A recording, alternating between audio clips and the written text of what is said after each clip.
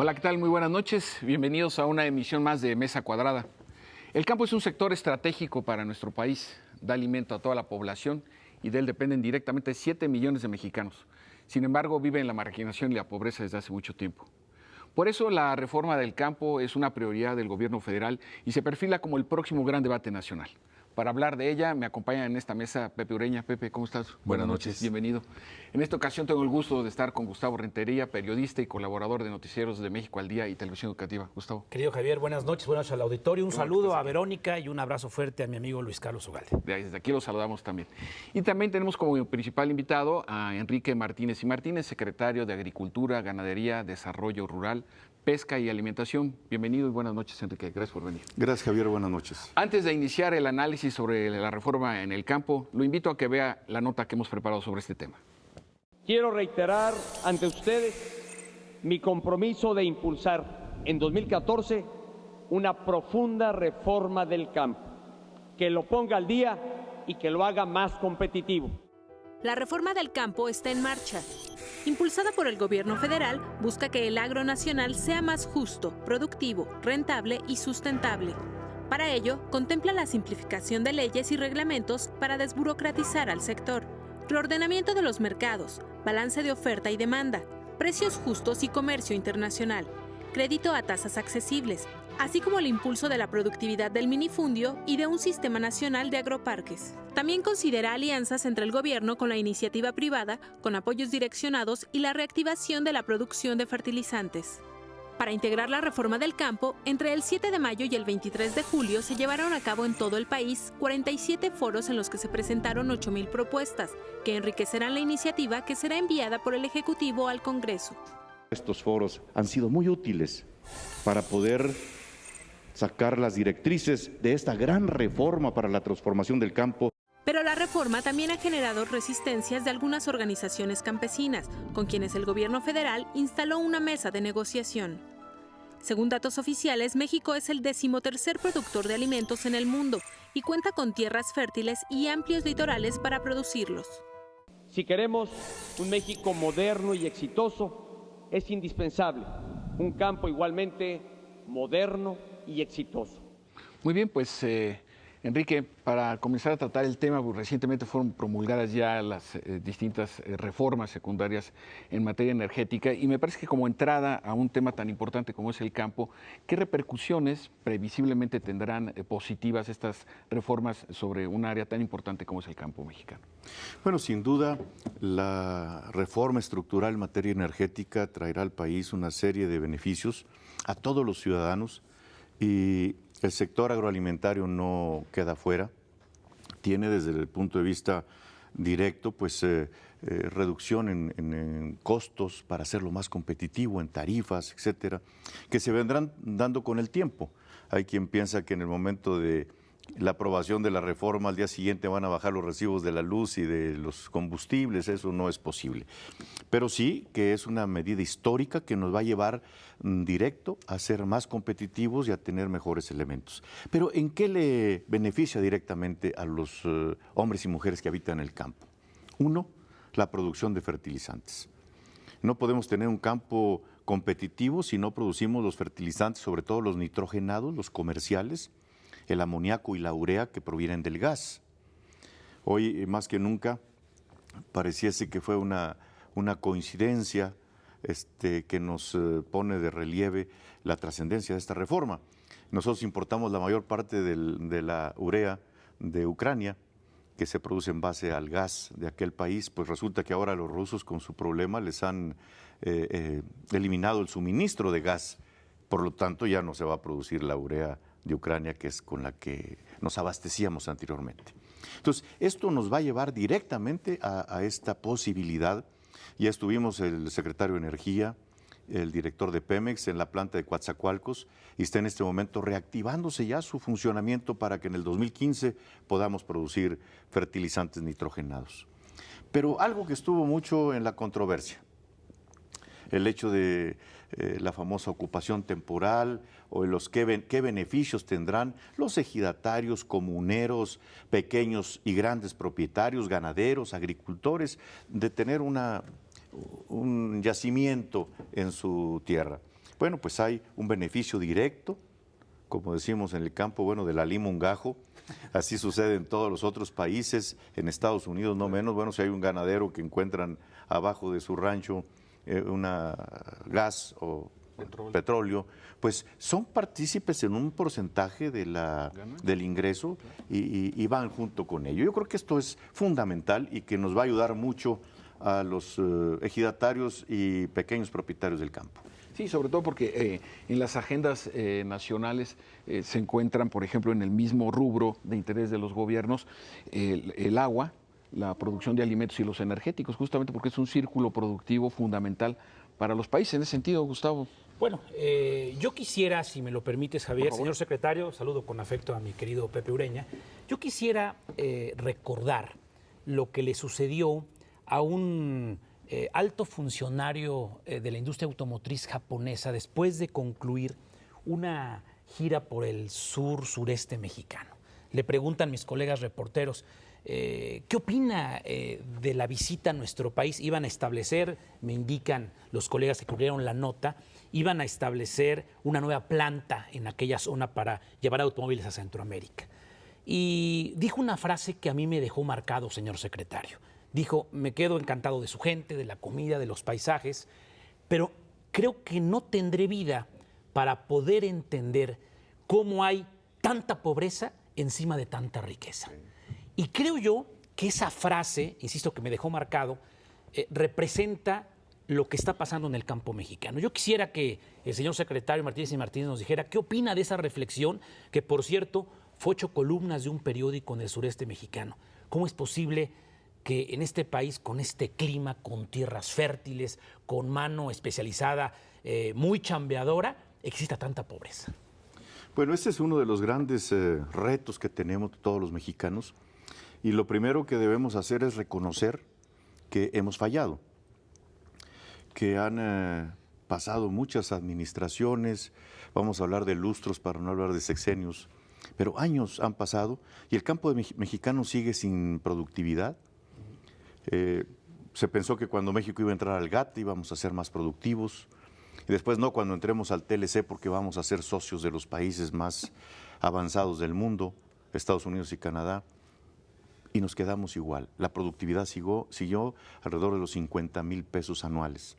Después dijimos, en el año 92, se hizo la reforma al 27 constitucional, histórica, y se metieron los candados en las leyes secundarias, y entonces, pues ahí se quedó. Tampoco hubo, al contrario, un decrecimiento de la productividad.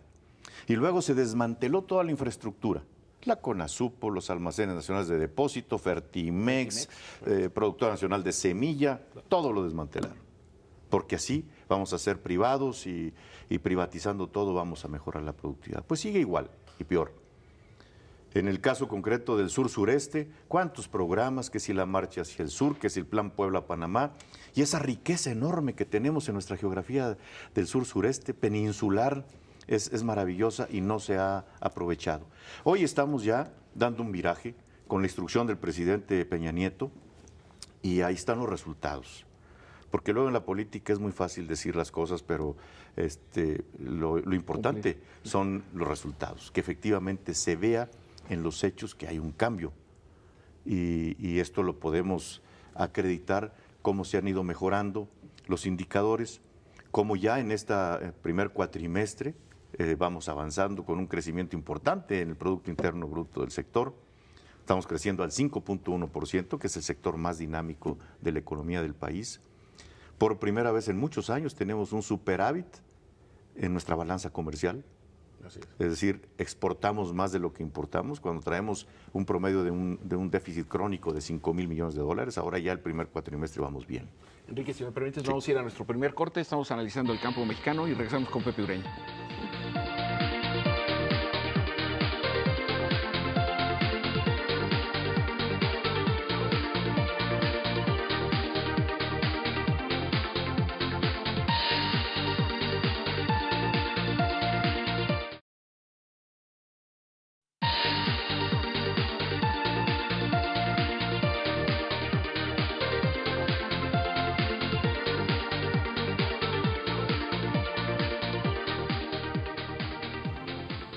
Muy bien, ya estamos de vuelta, estamos analizando el campo mexicano y su perspectiva. Está con nosotros el secretario del ramo, Enrique Martínez y Martínez. Y ahora, Pepe, por favor, te escuchamos. Señor secretario, durante muchos años, en la época posrevolucionaria, se habló de la autosuficiencia alimentaria como un paradigma del campo. Se olvidó. Se trata de recuperar esa autosuficiencia por una parte y cómo lograrla. Bueno, Pepe, ese es un tema muy polémico ahora porque a medida que pasa el tiempo, los términos de autosuficiencia alimentaria, seguridad alimentaria, van tomando otro matiz. Se dice por la FAO ahora que lo que los países debemos de buscar es la seguridad alimentaria. Es decir, que hay, dependiendo de la geografía de cada uno de los países, hay productos que por sus propios climas, por sus propias condiciones, no conviene producir. Y la FAO dice que para que un país pueda decirse que tiene seguridad alimentaria, debe producir el 75% de los productos que consume. Y el 25% poderlo importar de países que los producen con mayor facilidad. Nosotros, bueno, podemos producir arroz, sin duda, pero no podemos ser una potencia en arroz. Nuestros climas, nuestra agua no nos lo permite. Tampoco quiere decir que lo dejemos ahí y que sigamos importando el 87% del arroz que consumimos. Pero nuestra gran fortaleza está en hortofrutícola, hortalizas y fruticulturas, porque nuestro clima ahí es generoso. Nadie puede con nosotros con el aguacate, por ejemplo. Somos el número 1 del mundo, con las berries, con las papayas maradol, con los mangos, con todo lo que son frutas. Nuestro país es altamente competitivo. Ahora, en ese sentido acabas de tocar un tema que es clave en el contexto mundial, que es el tema de la seguridad alimentaria. Es decir, que países como Argentina, como Rusia, como los Estados Unidos en las grandes llanuras, son grandes productores de cereales, de granos, y llegan a incidir de alguna manera no solamente en la producción y en el precio de los mismos, sino también en algunas ocasiones se han convertido en palancas de presiones políticas y diplomáticas. En ese sentido, en esta perspectiva de reordenamiento del campo, permítame llamarla así, ¿se estaría planteando alguna recuperación, alguna forma de protección en ese sentido a estos vaivenes que hay además con la variable cambio climático también, que es tan importante? Por supuesto, Javier. Es uno de los temas que más daño nos ha causado, una falta de planeación de nuestra oferta y demanda, los mercados oligopólicos y monopólicos que tenemos, un intermediarismo muy fuerte que distorsiona los precios. Lamentablemente, cuando hay una producción alta, como la hemos tenido el año pasado en el azúcar o el maíz, los precios al productor se abaten, se desploman, pero no así los precios al consumidor, porque las fuerzas intermedias de los que son comercializadores, acaparadores de los productos, pues generan este problema. Por eso, con la instrucción del presidente de la República, está ya operando un tablero de control.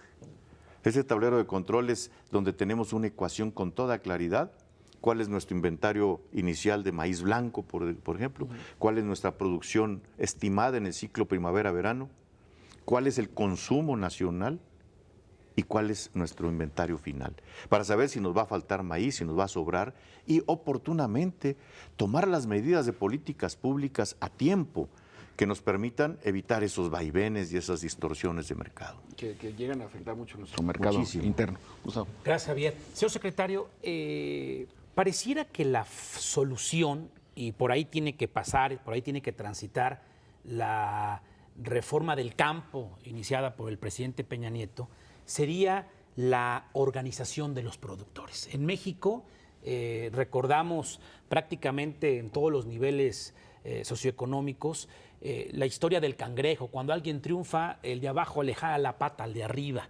Y no podemos permitir que el agricultor de al lado sea más próspero que yo. Pero si nosotros por zonas geográficas, ya dijo usted, los que siembran aguacate o los que siembran tomate o los que siembran algún cítrico, se organizaran y pudieran generar lo que llaman ustedes, los especialistas, la cadena de valor, fertilizantes baratos, transporte bien organizado, comercialización y no intermediarios, lo subrayo con fluorescente amarillo, podrían ganar mucho más dinero.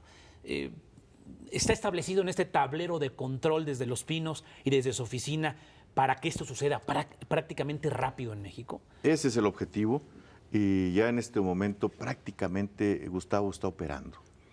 No con toda la intensidad, pero ya yo te puedo decir que si no hubiera operado, el problema del maíz blanco hubiera sido mayúsculo todavía.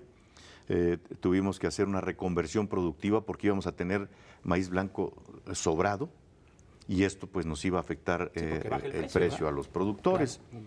Y estamos, por ejemplo, en este caso del maíz concretamente, induciendo al productor para que siembre maíz amarillo.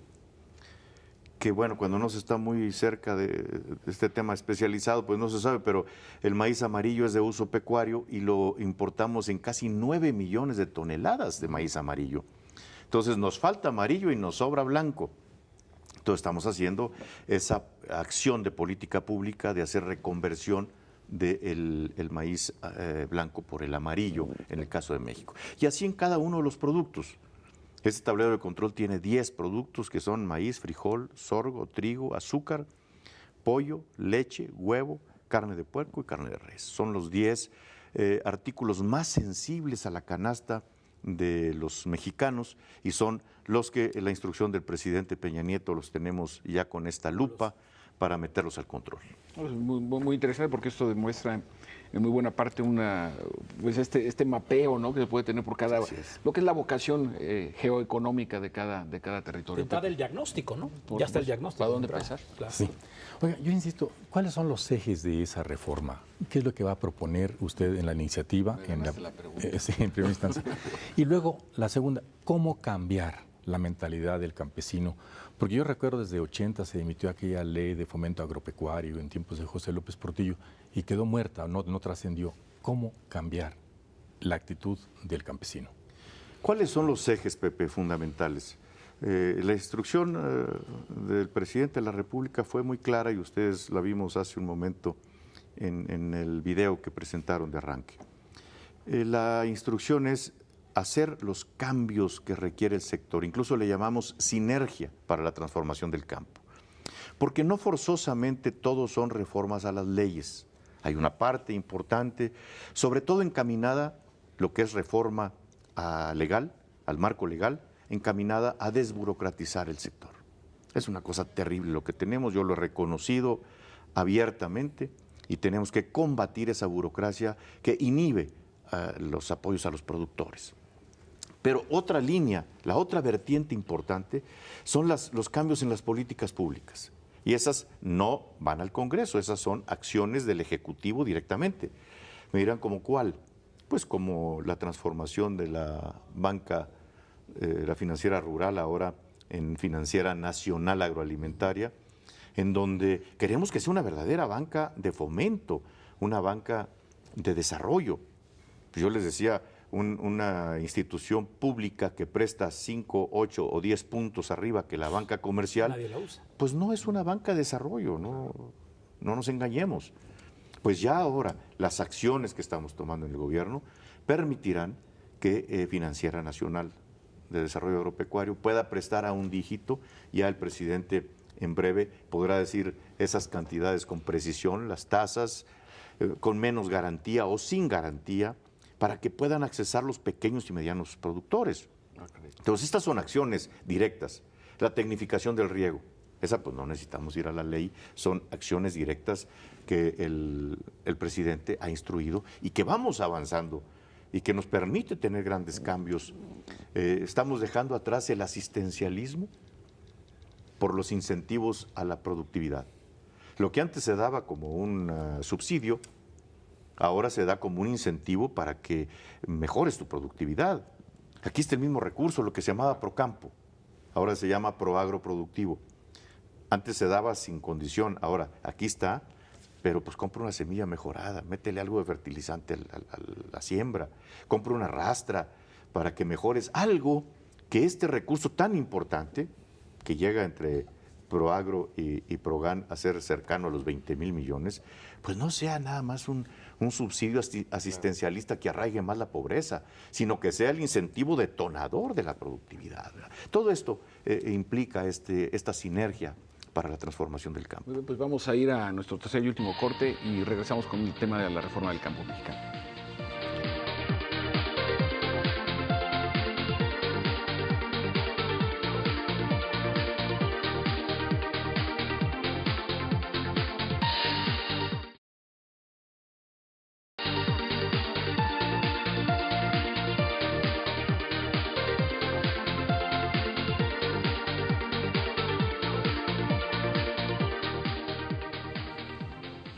Muy bien, pues ya estamos de vuelta aquí en nuestro último segmento de este programa dedicado al campo mexicano y con la presencia del secretario Enrique Martínez y Martínez. Enrique, antes de despedir el programa, a mí me gustaría hacerte una pregunta muy precisa. Las resistencias que has encontrado desde tu posición como secretario al proceso de instrumentación de estas modificaciones, en algún caso eran reformas legales, es decir, ¿qué obstáculos naturales, políticos, obviamente, geográficos, climáticos, presupuestales, pero en general, ¿cuáles han sido estas resistencias? Yo puedo decirte, Javier, sin cuidar ninguna forma, decirte que hemos encontrado una solidaridad importante de todos los actores. Desde luego, cuando se hacen cosas para evitar abusos, para hacer que la gente no medre ya de los productores del campo, cuando hablamos de esos intermediarios o de algunos pseudo líderes que han hecho su negocio, bueno, pues no quieren. Pero ¿quién no quiere el cambio para bien en el campo? Sin duda. La gente comprometida, la gente honorable, la gente con principios y valores, por supuesto que quiere. Y sobre todo una reforma que no va impuesta, sino que está consensándose. Esa fue la instrucción presidencial. Hagan las consultas, comenten, pónganse de acuerdo, todos queremos lo mismo. ¿Cómo hacemos un campo más productivo, más justo, más sustentable para cuidar nuestro entorno? Entonces, ese es el camino. No he encontrado unas resistencias fuertes, la verdad. La mayor parte de las organizaciones sociales y privadas son responsables, tienen liderazgos serios. Hay excepciones, desde luego, pero la inmensa mayoría.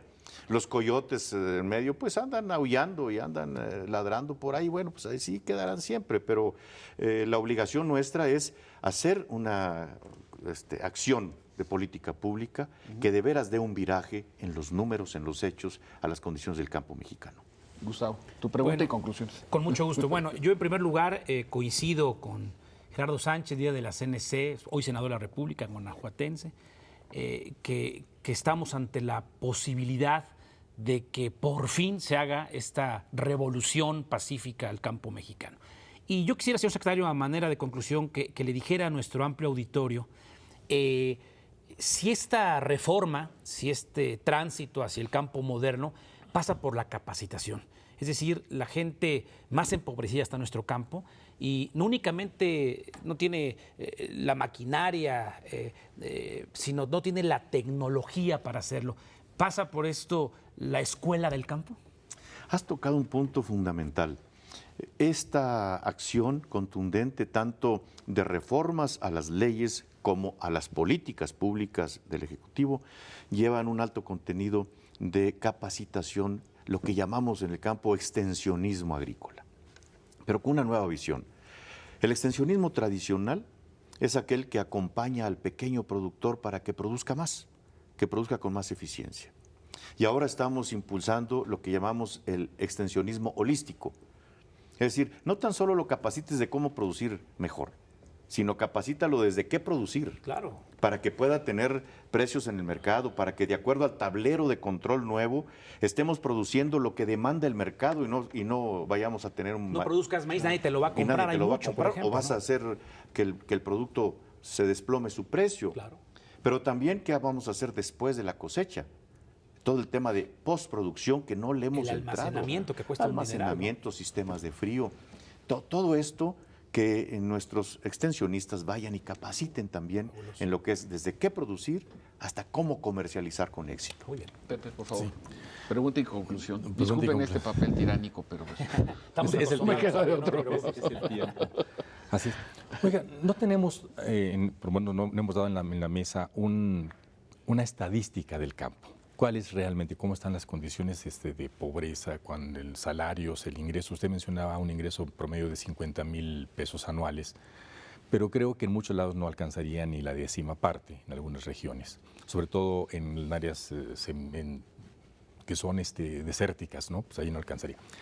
Esa parte. Y la otra, la oposición, la resistencia, pasa por un problema gravísimo del país, el narcotráfico y el crimen organizado. ¿Cuánto afecta a la producción y cómo se combatirá esa actividad?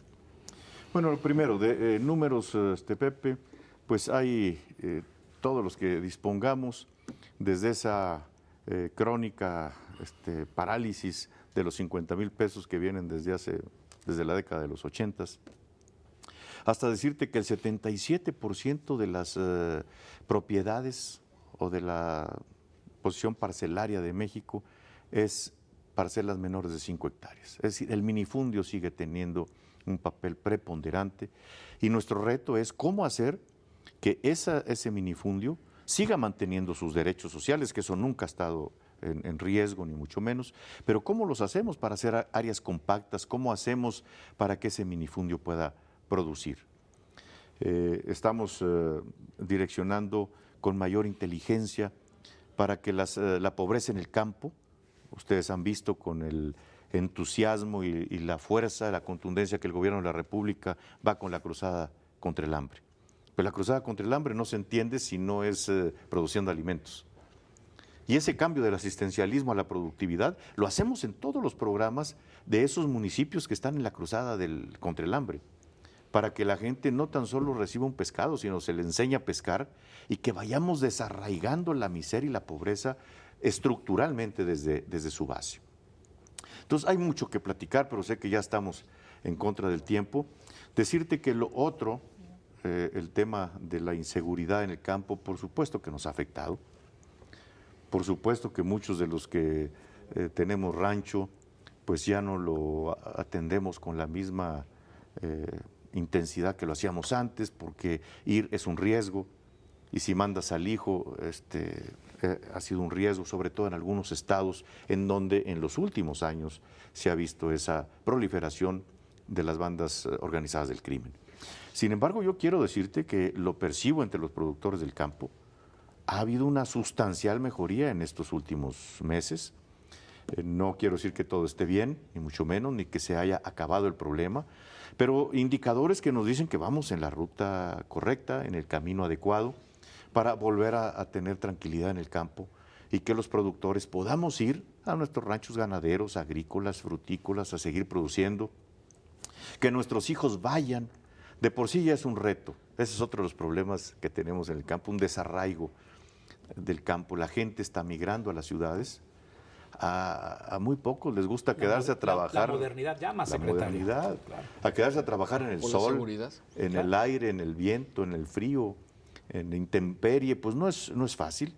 Y vienen los jóvenes con la cuestión de que no hay oportunidades en el campo, vienen a la ciudad y pues la vida de la ciudad en algunas partes tiene mayores elementos de confort o comodidad, ¿no? También es dura, pero bueno. Entonces, tenemos que hacer acciones para arraigar más a nuestra familia, que no solamente estén quedando los más viejos en el campo, o las mujeres que son las que están quedando en el campo, sino que los jóvenes sientan interés y tengan oportunidades para arraigarse al campo mexicano. Pues muchas gracias, Enrique Martínez. Al contrario, muchas gracias por la titular de oportunidad. Zagarpa, Gustavo Rentería. Gracias por venir, señor secretario. Gracias por invitarme, Javier. No, de qué, muchas gracias a ustedes por la atención. Nos vemos aquí hasta la próxima.